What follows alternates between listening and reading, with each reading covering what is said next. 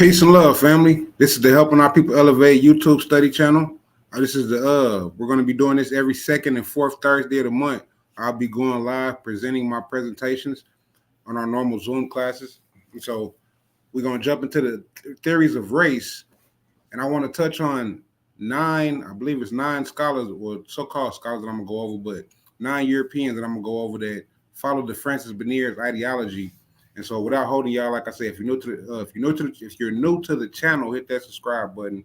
If you're a returner, I appreciate y'all for helping me on this. This is new to me, so bear with me. I'm behind stage and I'm gonna be doing the presentation, but I'm not gonna hold y'all with too much talking. So we're gonna get right into it. I'm gonna jump right into my presentation.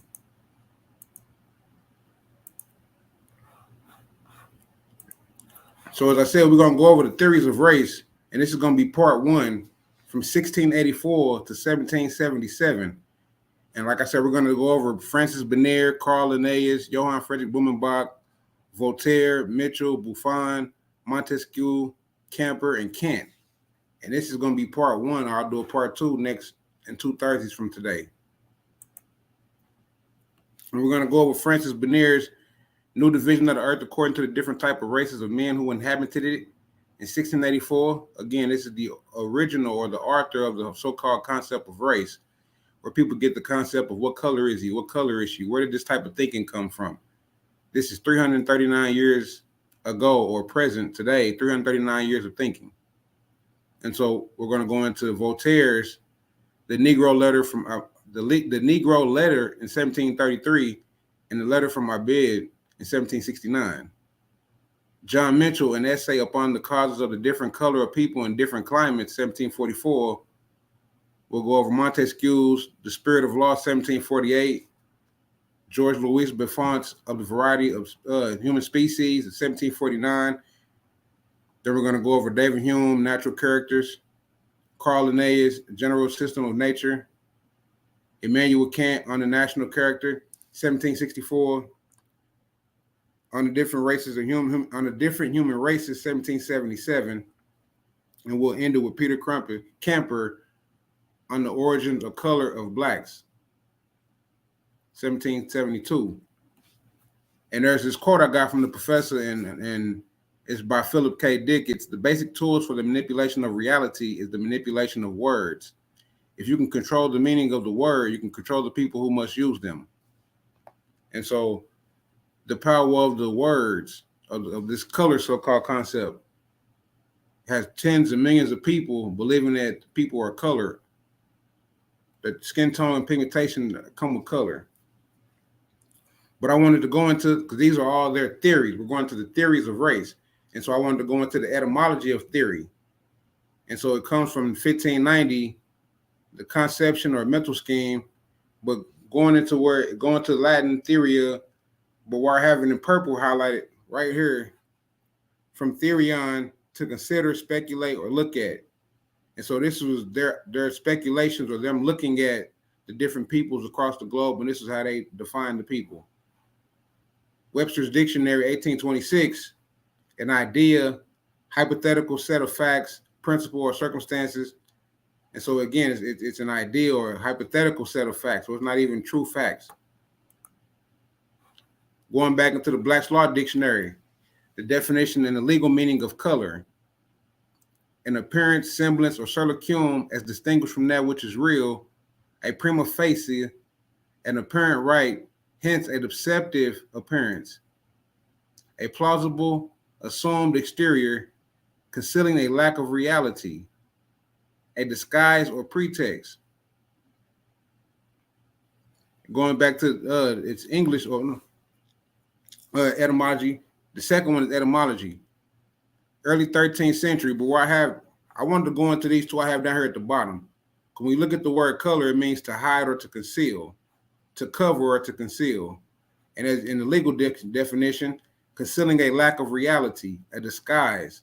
So when you call yourself a color, you're what's being concealed? What are you hiding? Concealing a lack of reality. Let's look at the meanings or the synonymous terms as defined in the color definition in that Black's Law Dictionary. So when you look at appearance, It's the way that someone or something looks. A semblance, an outward or often specious appearance or show. Deceptive, deceit, dishonesty, fraudulent conduct, false statements made knowing them to be untrue, by which the liar intends to deceive a party receiving the statement and accepts the party to believe and rely on them. And these are the words inside, like I said, these are the words in color, the legal definition of the word color. Whether you call yourself black, white, red, yellow, it don't matter. Whether you call yourself a color, this is what it means in law. Deceptive, prima facie, plausible, solicium. And so again, evidence that on its face or its first impression appears to be sufficient to prove a particular proposition or a fact unless rebutted or contracted by additional evidence. Plausible. You can conclude that someone might or might not be possible. You can conclude that something might or might not be possible. But usually, theoretically, superficially, or suspiciously, it does not necessarily have to be a reasonable conclusion either.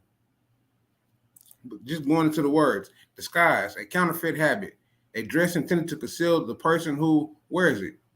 Again, we went to the etymology, to hide or to conceal. So it's a counterfeit, a dress to conceal the person who wears it. What are they hiding? What are they not telling the people? Conceal, to prevent disclosure of or fail to disclose as a provision in the contract, especially in a violation of a duty or disclose, and the duty to disclose. Pretext, false reasons that hide the true intentions or motivations for a legal action. False reason that hides the true intentions. So what are they hiding? Why is nationality not important? Why are there tens of millions of people that not know the nationality, and there's tens of millions of people that call themselves black and white? Well, that's Francois Bernier, 1684. Like I say, the present 2024 is 339 years ago. So Francois Bernier has mentally affected tens of millions of people across the world, dehumanizing and denationalizing the native, autochthonous, indigenous, aboriginal peoples of the Americas, North, Central, and South, and other places. In this new division of the earth, according to the different races and species of men who inhabited it. So this is the father of the concept of race. Francois Bernier, 1684, new division of the earth, where he came with this concept of 5 races. The white people, as he classified them, he described them as people of Europe, North Africa, and parts of Asia, like Persia and India. So-called black people. This category primarily included the people of sub-Saharan Africa. Red people, the indigenous people of the Americas. Brown people, people in places like the Philippines, Malaysia, Indonesia. Yellow people, Chinese people, and other people of similar complexion, East Asian people. And also to mention, he lived and studied in Asia for 12 years. And he came with these classifications of the people. And you'll see as I read, these were all based on his own observation. So Bernier used the term race loosely, equating it with species, but his concepts is decidedly modern in what it applies to people who visibly affinity with each other and differentiations from others of the biological and genetic rather than circumstantial or environmental in origin. Bernier's effort might be the first attempt to an orderly description and classification of all human races, one based not on mere geography, but on, as he puts it, his own observation of the faces and bodies of various people. So this whole race concept came off his own observation. This was not science. This was his own way of seeing the people. Voltaire, he came after Francois Bernier. There were others that came before and after, but he was another one I want to go into because he was born in 1694 to to 1778. And so Voltaire, the pen name of Francis Marie Arrête, enjoyed a reputation as a courageous, witty, uncompromising crusader against tyranny, bigotry, and cruelty. A polemist, playwright, poet, novelist, and philosopher, Voltaire was also the often pseudonymous author of more than 20,000 letters and approximately 2,000 pamphlets. So this man wrote 20,000 letters and 2,000 pamphlets. One of the leading voices of the French Enlightenment, he was associated with the virtues of tolerance, progress, science, and civil liberties, and is considered a forerunner of the modern liberalism. His reputation was only enhanced by the fact that he was despised and feared by the monarchy, sent several times into exile, and had his books burned, his rhetoric by the Catholic Church revered by the French Revolution. He was interned in the Pantheon in 1791, just 3 years after his death. But I have him on here for a reason. Let me go back. Voltaire's investments in companies such as the French East Indian Company and others engaged in the slave trade, and also to some of his lesser known work. Two of these are included here: a brief essay on the Negro, one of the series of the philosophical letters, and one of the letters from Abid, a little known exploratory novel in 1796. One of his primary antagonists on the subject was the church, which he attacked for promoting ignorance, cruelty, and dogma. Voltaire was sympathetic to the argument, considering heretical, of the French theologian Isaac de la Perrière in Paris Automates, 1655, that Adam and Eve were not the first human beings or solely progenitors of the entire human race, and that only Jews and Christians were the subjects of the providential story in the Bible. Voltaire took the argument, which de la Perrière was eventually forced to recant, to mean that the peoples of the world constituted different creations, for which he sometimes used the word race or races, and that they were all equally human, but endowed with different capacities and characteristics. And so after Francois Bernier, here comes this term race, and now this term race is being used. So before 1684, no people identified under the concept of race. There was no black race, no white race, no red race, no yellow. This race didn't exist until Francois Bernier. Johann Friedrich Blumenbach. Blumenbach was the first to use the term Caucasian to describe European people, and he is often credited with giving them the term scientific credibility. However, Blumenbach's work is influenced by his religious belief and cultural background, and his idea about race were Eurocentric and Christian, based on Francois Bernier's race paradigm. So Blumenbach was the first one to classify Caucasians with the term white. But Bernier said that people of North Africa, Arab and European descent, were classified as white. So this is when Blumenbach changed it. But they all came from him. So when we go into the etymology of the word Caucasian, it says residents or natives of the Caucasus. But when you go down further to the adjective, it says pertaining to the Caucasus Mountains, applied to the European white race in 1795. And here in blue it says, we're going to the white, by German anthropologist Johann Friedrich Blumenbach. And so they're showing you in the etymology dictionary who gave the term to the white to Caucasians.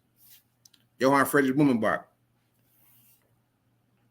who in his pioneering treatise on anthropology distinguished mankind into 5 races: Mongolian, Ethiopian, Malay, which is Native American, and Caucasian. In the last group, he included nearly all Europeans. His attempt at division was based on physical similarities in skulls. So he based his attempt was based on the skull types. John Mitchell. As a young physician in Urbana, Virginia, with serious interest in exotic botany and human anatomy, John Mitchell undertook an independent but extensive study of geography, eventually creating the most comprehensive map of the East North America then in existence, the Mitchell map. So he created what's called the Mitchell map. Mitchell produced the essay from which the selections are taken in response to a contest that had been announced in 1739 by a Royal Academy of Science, Belles Lettres and Arts of Bordeaux, on the question, what is the physical cause of the Negro color, the quality of their hair, and the degeneration of both Negro hair and skin? The mysterious source of the skin color and black skin color in particular was becoming widely discussed in the learned societies of England, and France, and in the Bordeaux. So these conversations, they were studying the so-called black or colored man and woman, and they were coming with these books. Well, what is like he said, what is the source of their skin color? What is the physical cause of the Negro's color, the qualities of their hair? Again, Negro is Latin for black, so what is the cause of the black color? They're taking Francois Bernier's concept of race and applying it to the people's skin tone and pigmentation. But this contest received 16 submissions, venturing a wide range of explanations, none of which seem to all plausible today. Mitchell described in remarkable details a series of experiments performed on human skin that demonstrates that white epidermis is transparent and transmits the color that lies beneath it, while black skin, which he examines on living people rather than risk altering it, and the person by removing it, is thicker and tougher and transmits no color, affecting a virtual suffocation of the rays of light. Exposure to sunlight causes, in addition, a peculiar necrosis of the epidermis, occasioned by the forcible variations, contractions, and escissions of its fibers by the sunbeam. Basically, he's analyzing how the sun gives us nutrients, and the sun affects us different than how it affects the Caucasian people, or the so-called white race, as they call themselves today, but which causes the skin to turn black. So he's saying that the sun causes our skin to turn darker. As these are the two other parts, due by the heat of an inflammation of a fever, in gangrenes, black tongue, etc., one which only of the nervous parts of the skin come to be black, and more hard of the more hard and callous, and less pellucid than the rest, and the skin of the Negroes, besides their callousity, become more insensible than those of the whites. But his book is an essay upon the causes of different colors of people in different climates. And so he's looking at the climate of the people and seeing how the sun affects the people, their skin tone. He was wanting to know, how did they get their hair texture? How did they get their skin tone? If they're studying us so much, it has to be a self issue, a self problem. But then we go into Charles Montesquieu. Montesquieu was one of the first political philosophers to seek a foundation for the principles of government, not drawn by classical modern models or feudal regimes, deeply impressed by the liberties granted by the English Constitution. Montesquieu established the rationale for a republican form of government based not on the exercise and maintenance of power, but on virtue, and dedicated not to the interests of the rulers, but to the liberties and happiness of the people. Among his conceptual innovations was the principle of the separation of power, which sought to limit the authority of influence of any one class or sector in order to ensure an interdependence that could compel corporations and facilitate mutual trust. His most important book, The Spirit of Law, was published in France in 1748 and translated into English in 1750. in which form it was read widely in the American colonies in the years before the Revolution, included by James Madison, the father of the Constitution. And so the concept, the principles of government was copied from the Moors, but the principles of government came from the modern, let me say that, the modern day principles of government came from Montesquieu. The spirit of law displayed a classificatory spirit similar to the one that animated Linnaeus and other scientists, but applied to the political and social formation rather than to the natural world. The concept of race arises in the context of Montesquieu's analysis of the history of the politics and legal system, which he sees as advancing through distinct phases. The historian of race, Ivan Hannaford, says of Montesquieu that his extremely important contributions was to consolidate a new theory of racial origins for the legitimation of political politics and for the overthrow of existing unjust regimes. And so again, this is the new theory of racial origins. So they're coming with new theories or new racial origins. So they're reclassifying again. There's more of this reclassifying the people, dehumanizing, denationalizing these people. Georges Louis Leclerc Comte du Buffon.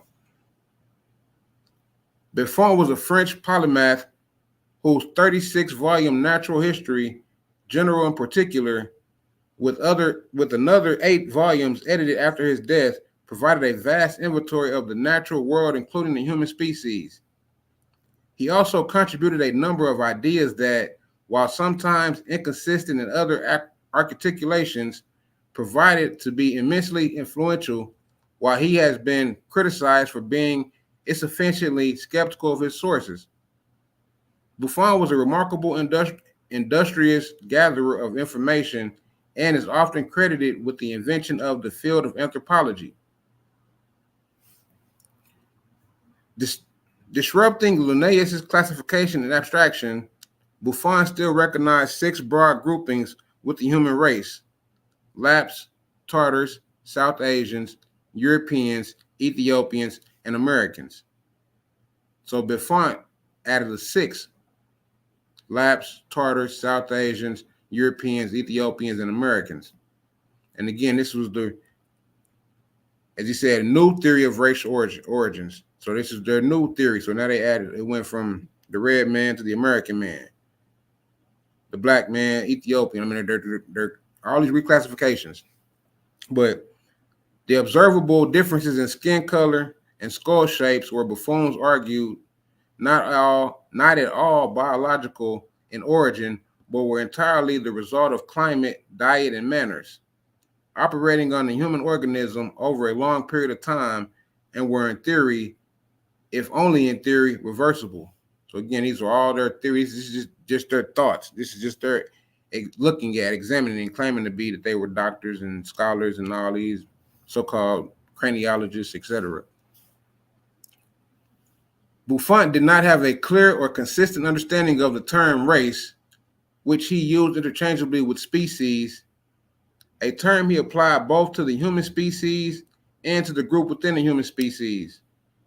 His most notable use of the term race came in a supplemental to a later edition of his Natural History, where he defended his use of the phrase the Lapp race.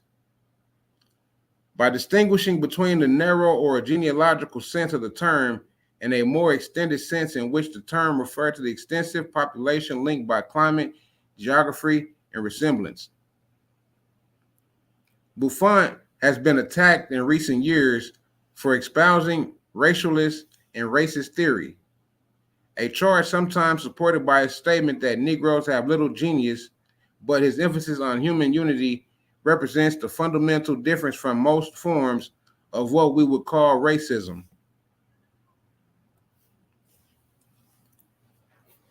David Hume, and we'll go into on the national characters of the populist ancient nation.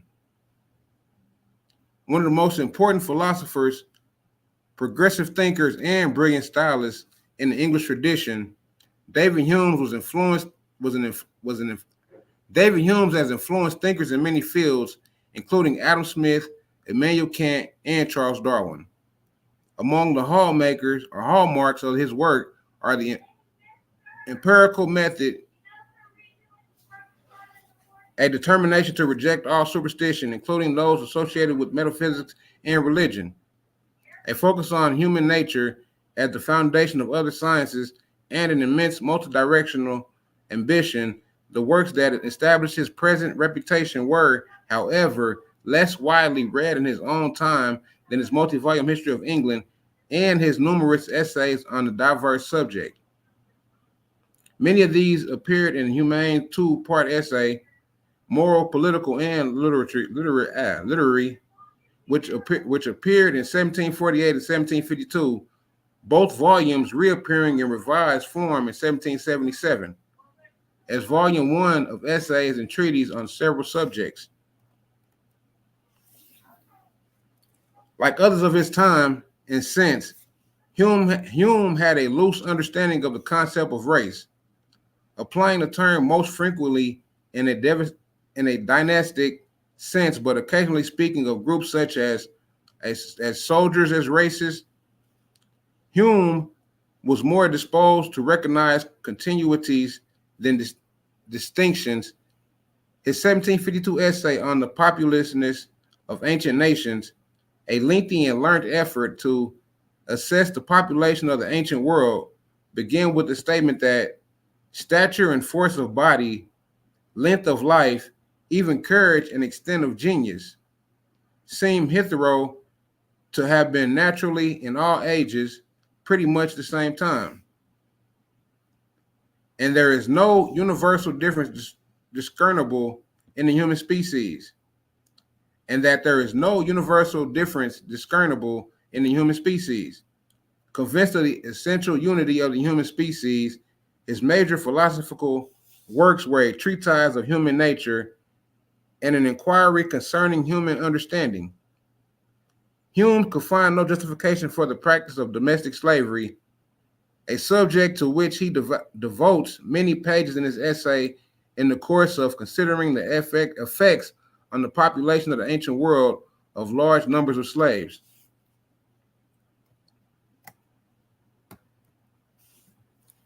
Carl Linnaeus. I've gone over him a few times in my race paradigms, but Carl von Linnaeus, or Carl von Linné, as some would call him, and his general system of nature.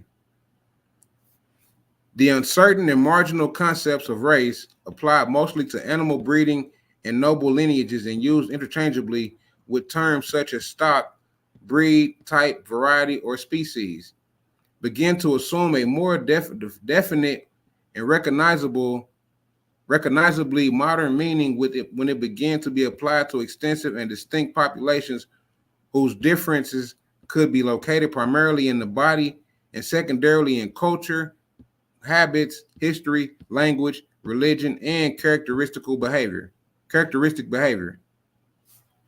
The most decisive of the early steps towards modernity in the sense were taken by Carl von Linnaeus, a classificatory genius who established the principle of many of the categories that order scientific knowledge today. We're going to go into him a little more. Convinced that the world was regulated by a hidden God-given order, with each group constituting a separate thought in the mind of God, Linnaeus undertook an immense inventory of all the living things, introducing Latin binomial nomenclature as a way of making knowledge systematic, comprehensible, and easily retrieved. He devoted his life to the vast project, devising classificatory systems for thousands of plants and animals, even extending his research to other areas such as minerals, diseases, and clouds. First published in 1735, Linnaeus' major work, Systemae Naturae, was an extraordinary innovation, both immensely influential and controversial. Immanuel Kant. on the different human races.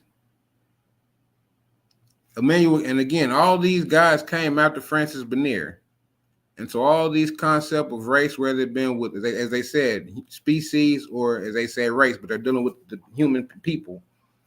But all these guys got their ideologies and their concepts from Bernier, from Francois Bernier.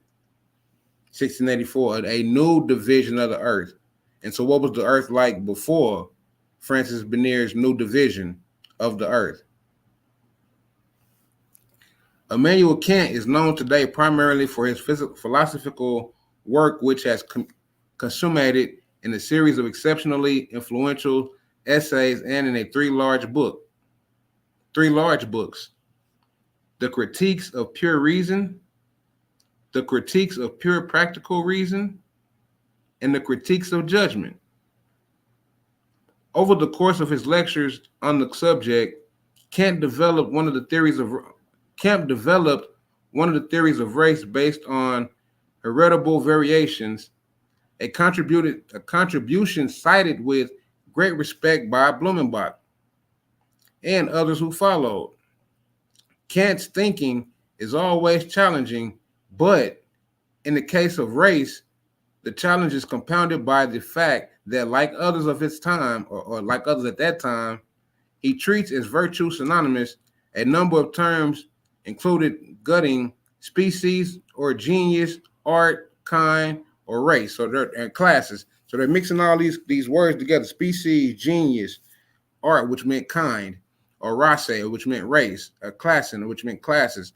And so they're mixing all these terms, which what they're saying is race, though. They're putting this term race into effect, into modern usage. But not always with perfect consistency, even with a single text. The class, or classe, of the whites is not distinguished from that of the blacks as a special species, which they would say art, within the human genius, Menschengattung. He writes in 1785, and there are no different species of human beings. Determination of the concept of human races, it should be noted that at this time, information about the appearance and habits of non-European races are scarce, distorted, and exaggerated, when not altogether fabricated. So it was all made up. This whole thing, this whole race concept is fabricated. It's fake. It's false. As I showed you in the etymology, it's a hiding. They're concealing something. As I showed you in the dictionary, it means artificial. It's distinguished from that which is real. And so this was, like I said, this was Francois Bernier's own observation. This is their own, it's fabricated, it's their own observation. It's a false concept. And this is 339 years of people thinking. There's tens of millions of people talking about Kamala Harris ain't black and we got to wipe President Donald Trump, the white president. Like, where did this thinking come from? Again, these were Europeans that came with this concept, but the original European that came with this concept was a French man by the name of Francois Bernier. And so Peter Camper, on the origins and the colors of black. Again, on the origin. So again, these are Europeans telling us who we are. One of the most distinguished scientists of his day, Petrus Camper, was a Dutch polymath recognized for his contributions as a physician, anatomist, obstetrician, inventor, politician, and artist in several mediums. He acquired an international reputation for his work in zoology, paleontology, dike maintenance, and a subject he called anthropology. To distinguish it from natural history, at his death, Camper's stature as a citizen and immense as an intellectual were uncontested. But a text published several years later by his son affected a radical collaboration of his reputation. In his dissertation on the natural varieties that characterize the physiognomy of men on the diverse climates of the different races of different ages and on different ages, 1791. Let me reread that. dissertation on the natural varieties that characterize the physiognomy of men in diverse climates and on the different ages of 1791. Kemper had attempted to represent racial differences geometrically and by an elaborate method of three-dimensional skull measurements that became known as craniology or craniometry. His methodological and conceptual innovation was the invention of the facial angle, which was formed by representing the cranial form on paper. So when y'all see the paper, this is just picture what I'm finna read. He's the one that came with this whole concept of craniology and craniometry, but which was formed representing the cranial form on paper, then drawing two lines, one horizontally formed from the base of the nostril to the ear, and the other perpendicularly from the upper jawbone to the most prominent part of the forehead. Kemper had determined that antique Greco-Roman statues presented an angle of 195 degrees, Europeans of 80 degrees, Orientals of 70, Negroes of 70, and the orangutan of 42 to 58.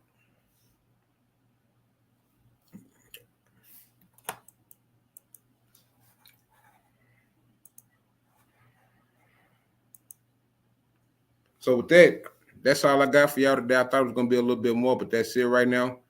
I appreciate y'all giving me y'all time. I appreciate y'all checking out the video. I'll be doing a part 2 in 2 weeks from now. And so I'll catch y'all on the next one. Peace and love, family. Hit that subscribe button if you haven't. If you like the content, if you haven't, matter of fact, if you have any questions, leave a question in the comments and I can read y'all questions real quick and maybe I can help answer or